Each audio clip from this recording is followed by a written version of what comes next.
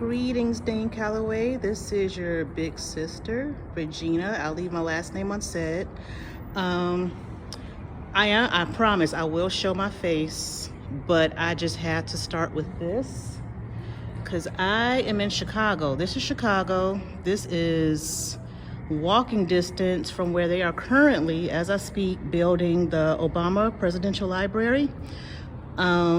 So yeah, you could go visit that library when it's done and then walk to this viaduct where this painting is. I have not looked up this person's name, but when I first walked under here and saw this image, it hit me. I am so sorry. I have an antique cell phone and I apologize for the traffic. I might leave this viaduct if it keeps staying staying noisy.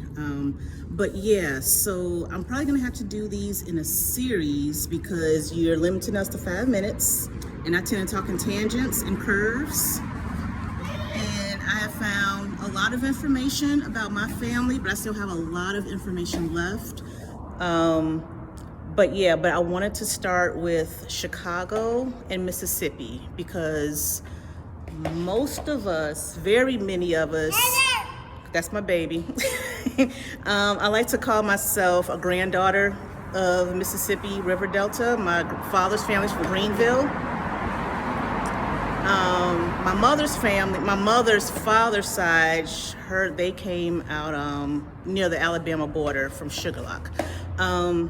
We know that many people copper colored in Chicago had people come up from Mississippi, and I'm one of them. Which brings me to Mississippi. I know you did mention you were going to get into Mississippi, especially the river. And during my research, because I look up states, when states came into the Union, when they were seated. So I wanted to dig into the question, Mississippi, the great river, is an Ojibwe, better known as Chippewa name. Many of the people in Mississippi and Alabama are Choctaw. So you've got this river that's sourced in Minnesota where the Ojibwe live, but you have a state which used to be a territory. When Mississippi and Alabama were a territory, it was Mississippi territory. I'm gonna have to move because my baby's crying. But so how did an Ojibwe name for the river come to name an entire state and formerly a territory? Which brings me back to the mural I just showed you. The first non-indigenous inhabitant of Chicago was also copper colored. His mom was Haitian, dad was French. Those who are knowledgeable know that is Jean-Baptiste Point du Sable. A lot of black and white peoples, quote unquote, black and white people in Chicago do not know that the first non-indigenous inhabitant of this city looked like us. So my second question, follow up to the Mississippi River. We know he came up the Mississippi River from New Orleans. He knew to turn east at the Illinois River, was currently known as the Illinois River, and made his way to what's currently known as Lake Michigan. How would he know that? Like, how do you know to just turn? Why didn't he turn at the Ohio River? He turned at the Illinois River and found this here. So my suspicion, my theory, the Ojibwe and the Choctaw, this is my theory, that they had maybe like a trade route.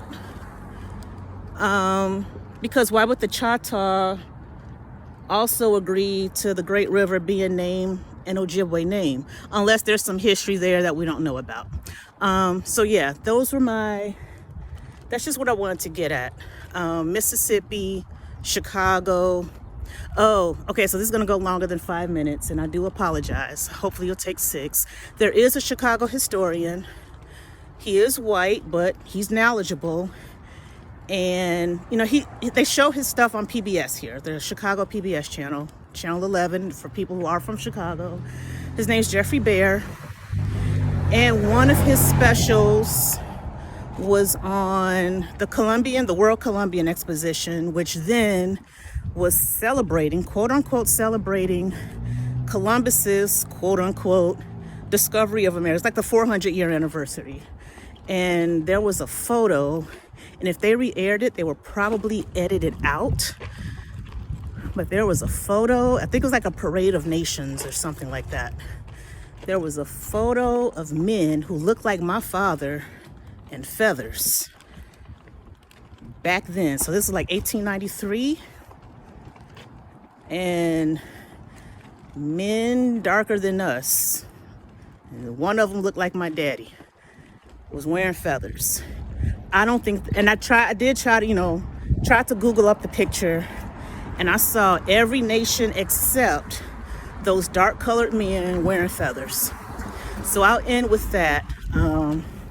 If you have thoughts, I mean, you have permission to use my face, my voice, my first name, my questions.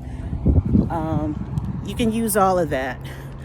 But I know you did mention getting into Mississippi. I know you have a lot of work to do, but Mississippi is my bloodline.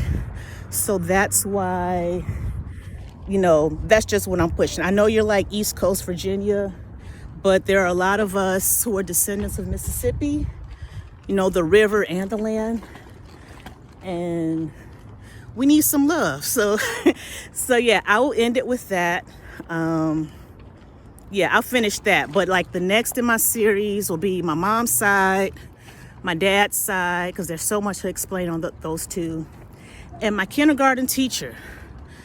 The next video I send you will probably be about my kindergarten teacher and what I think she may consciously or unconsciously or subconsciously been doing to tell us who we were. So I'm gonna end it there. Happy Mother's Day to your wife. And yeah, I'm gonna end with that. I'm sorry I went like 2 to 3 minutes long, but I'm pushing a baby stroller and I'm trying to get all this in. So thanks for listening. Take care.